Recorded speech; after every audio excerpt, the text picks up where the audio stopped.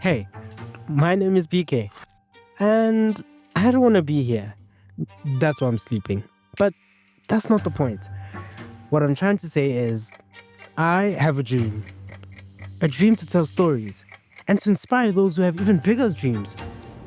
I've always asked myself what I wanted to do after school, and that thought, it just scared me.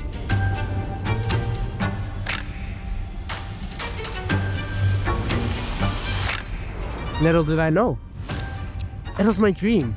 It's been waiting for me this whole time. All I had to do was grab it with both my hands. And I did exactly that. And brought to life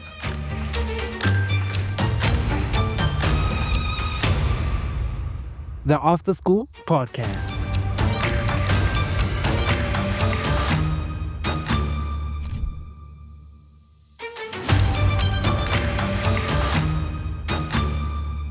Yo everybody, my name is 𝐒𝐏𝐄𝐒, aka Future Kids ZA, or you can just call me BK. And I bring you another beautiful episode of the AfterSchool Podcast, where we sit with the most legendary and iconic people to inspire you. It's you watching this right now. This is for you. This is for the game shapers, the game changers, and one and only dream chasers. So guys, this conversation is for people who have a real big dream out there and they really feel like it's really close and they just want to grab it. And I feel like this episode right here is speaking directly to the audience, because we have one of the biggest big dogs, OG, in the game for house music. It is just not a genre now. It is one of the biggest movements worldwide. It is such a big thing that people didn't expect it to move so many people and put together a certain people in certain rooms. Right now, I am with the one and only DJ Fresh.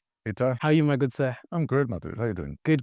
Yes, sir. So just to debrief everyone, DJ Fresh is an OG house music pioneer. He is one of the guys who were there at the forefront when house music didn't really boom like that. First, it was just played in the club. But you are one of the people who made it legitimate and you really rocked it, eh? Because I feel with the really big names like Christos, you were really close with him in bringing it together, and you've built so much of success. We have the whole run of the Fresh Flavor House. Yeah. All the tracks, they brought a lot of bangers for our moms till today. They still rock them in the car. Sure. And they tell us about the beautiful story. So just start us off, Mr. Fresh. I just wanted to ask, I was born and raised in Gaborone, Botswana. And I lived in Gabs pretty much all my life.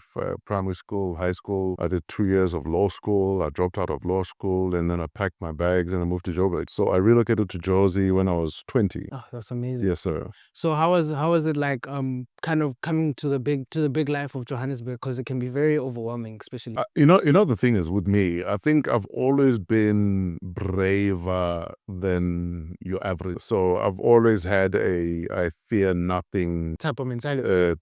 type of mentality. It's always been that child that feared nothing. So for me, moving to Joburg was not a big deal. I mean, the first time I came to Joburg with my dad and my mom, I was 8 years old. During at the height of apartheid was when I first came here with my parents. And I remember even then saying to my parents, I love this city. I want to live here one day. I want to work here one day. And obviously they laughed. I mean, it's an 8-year-old. What do I know? So they thought, nah, he's just a kid. He's kidding. The first time I came to Joburg, one man, I was 15 years old, because there was a club in Botswana, Club 585, that had like a teen jam session every Saturday afternoon. And the DJs told me that they bought the music at Mula's Music Warehouse in Johannesburg. So one school holiday, I was 50 years old. I got on a taxi to Johannesburg to come buy records. That's beautiful. And I remember I landed at North Taxi Rank and I just asked, where's Small Street? Well, that's a lot of courage. And they told me where Small Street is, and I walked down what is now Lillian Ngoyi Street until I met Small Street, and then I turned right and I walked until I found Mula's Music Warehouse. And I remember buying my first ever record with my own money. It was a Karen White record, Secret Rendezvous, the remixes. I was 15. I've always been that kid that you're not going to stop me. As long as I'm not breaking the law, you're not going to stop me. And that's been my attitude about everything. That's why I've been in this industry for as long as I have been. And the biggest irony is my biggest fear is public speaking. Mm-hmm. Oh, that's so, you wouldn't expect that. And Seinfeld has a joke about it. From there's a Seinfeld comedy DVD that came out about 2001, 2002, that of all the things people fear, more people fear public speaking than they do death. So if you are at a funeral, the person at the podium would most likely prefer to be in the box than be at the podium. funny. You know what I mean? Yeah. And that's me. I enjoyed drama because it allowed for me to perform and not be myself. So I suspect that one of the reasons I enjoy radio, I enjoy DJing, is it's performative. It's an opportunity to not be the shy me. But given a chance, I would do this anonymously. I'd do this with the mask on. So what 𝐒𝐔𝐄𝐒𝐄𝐒 was doing, I should have been doing that. Oh, Wear a mask, nobody knows who the hell I am. So yeah, like I said, for a shy kid, I don't think I've done too badly, you know. but for the longest of time, I think a lot of people did kind of know what 𝐒𝐒𝐄𝐒 is DJ's boo. I have no idea what you're talking about. I personally never seen Zbu and 𝐒𝐒𝐄𝐒. If I've interviewed Zbu and 𝐒𝐒𝐄𝐒 called in YFM, so I'm not gonna get drawn into who is 𝐒𝐒𝐄𝐒. I guess it'll be another question for saying. Try that with someone else. Yeah. Okay, Mr. Fred. There's one thing I just wanted to know. Since you're talking about how you were a really big go-getter at a young age. Yeah.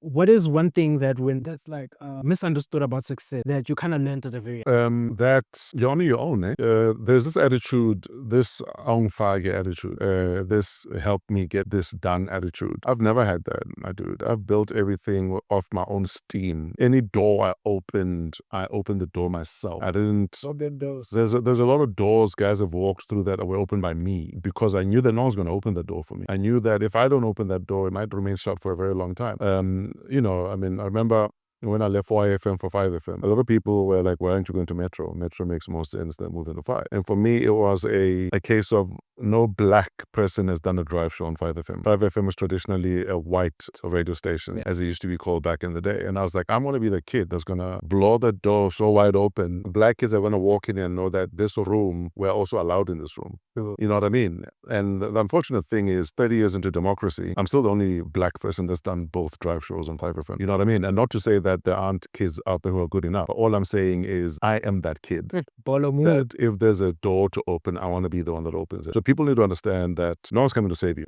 You need to gather so much momentum and talent and irreplaceability, I don't even know if that word exists, that you kick so much ass that your talent or whatever it is that you do opens doors even when you're not in that room. And that's always been my attitude, that I want to kick so much ass that doors will open even when I'm not in that room, if not for me, for other kids that can do what I do.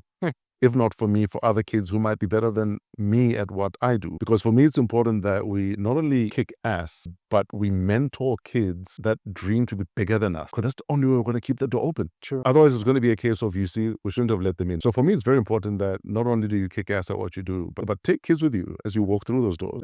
I've never not mentored people. I've been that guy that mentors kids that want to be mentored, just want to agree with everything you do, just want to be followers, just want to be like you, versus I want to be better than this guy. Then you're wasting time. You're wasting your time. You're wasting their time. That's my attitude about mentoring, that I want you to want to be better than me. I'll never have anyone on my radio show that does not want to be bigger than me, because then my radio show can never grow beyond what I am or how good I am. So that's always been my attitude about mentorship and growth, man. But like I said, no one's coming to rescue you. No one's coming to save you. So please be so good at what you do that there's no doubt that you're the right choice when they choose you. That is so amazing. With that being said, I heard you say that you're very much able to be the type of person to open doors for certain people. Yeah. So with that comes a lot of responsibility as well. Sure. Like the power and responsibility is a kind of dynamic. So the question is, when your voice reaches millions, how do you decide when to speak and when silence is wiser?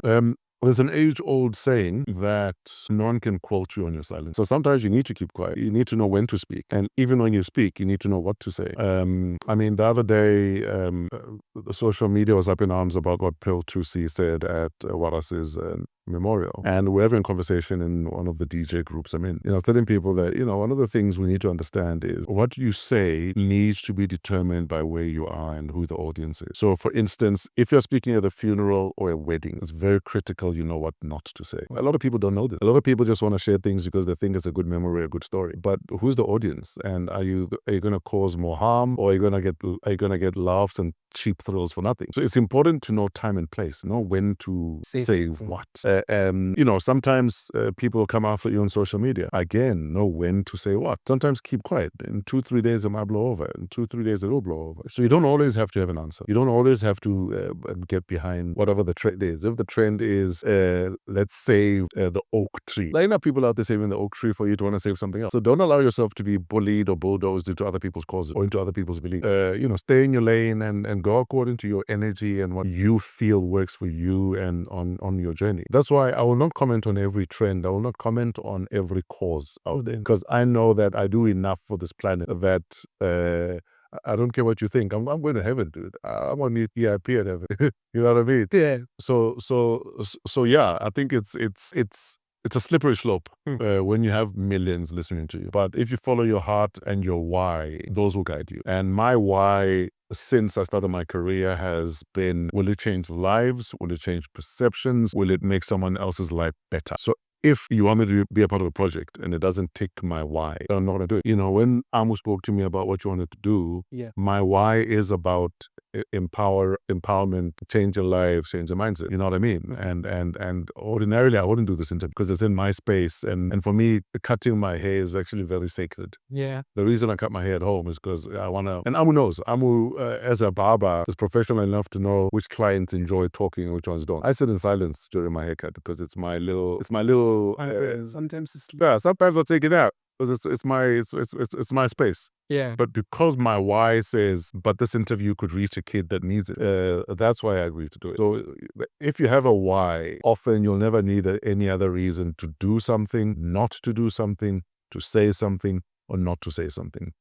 Beautiful. I want to try back to what you said again about being how radio can be performative sometimes, right? Yes. I just wanted to know, with your track record of being a person who does not follow trends and you found a way to always evolve with the times, you know, from radio, TV to even a podcast, the What a Week podcast. Well, I think it takes someone so much to kind of always evolve with what's happening and keeping up with the times. Yeah. So the question is, has there ever been a time where you had to kill the mask that you have right now and the mask that people like right now for you to be evolving and continuously moving with the times? So it's like you had to leave that out and just keep moving. You know what it is? A lot of especially men are not teachable. A lot of men have this attitude of you can't tell me nothing or you can't teach me anything. I know everything. And unfortunately, the minute you stop having a teachable spirit, you might as well then just die because there's nothing left for you to do. Yeah. But I'm with a teachable spirit, my dude. I don't have any shame in my game. If I don't understand something, I will ask you, how does this thing work? If I feel that I need to, I don't know, upskill myself on even just how to use a deck, I do that. The minute you stop having a teachable spirit, then like I said, you've stopped growing. You might as well die because your time on earth is done. So I have no shame in my game, my dude. I will be teachable until I die. Even when I'm dead, I want to get to heaven and say, is there anything you can teach me? Because I want to learn things. I want to not only learn, but for people that are watching me all the time, I want to show people that, you know, you are your own limits. Your attitude is your limit. Don't be afraid to want to learn, to want to evolve, to want to do things differently. Sure. A lot of people are too proud to want to be seen evolving or following certain trends. Sometimes the trend is what it is, and it takes nothing away from you and your evolution. So I remain teachable, my dude. I read all the time. I'm reading all the time. I'm listening to podcasts all the time. I try to hang out with people that know way more than I do because that's how I'm going to learn. That's how I'm going to continue evolving. So it's killing ego. It's killing that thing that mainly men have. Being humble. That you can't teach me nothing. I mean, humility, it's debatable because there are people who are not humble and it works for them. But because I was raised to be humble, that's all I know. You know what I mean? So I've never had to worry about humility. Are you brave enough? Are you man enough to leave your ego behind in everything that you do? Leave your ego behind. You'll be amazed at how much you can grow, how much of a pleasant human being you become, and how people want to be around your energy. You know, half of my repeat business is the staff at the venue saying, when are you hiring fresh again? Because that's the energy I bring. You know what I mean? I don't walk in there with ego. I don't walk in there giving people this impression that, I'm a superstar DJ. You can't tell me nothing. Every single venue I walk into, I greet everyone, from the parking car guard to the security staff to the bar people. Anyone that is staff that I encounter when I walk into a venue, I greet them because I preach this all the time. People never forget how you make them feel. And if you're not making people feel good, if you're not making people feel positive, then what value are you bringing to the space they're in? Sure. What value are you bringing to the industry you're in? If all you're known for is, one of my dogs is having water. Remember to hydrate. So if you're hearing slurping in the background, it's one of my dogs having water. Always have a young water. Always have a young water. The other day, someone said to me, what did they say? I'm looking way younger than my age. What's my secret? I was like, I drink water and I mind my own business. You know, so drink water, mind your own business, dude, and just don't forget your why. Yeah.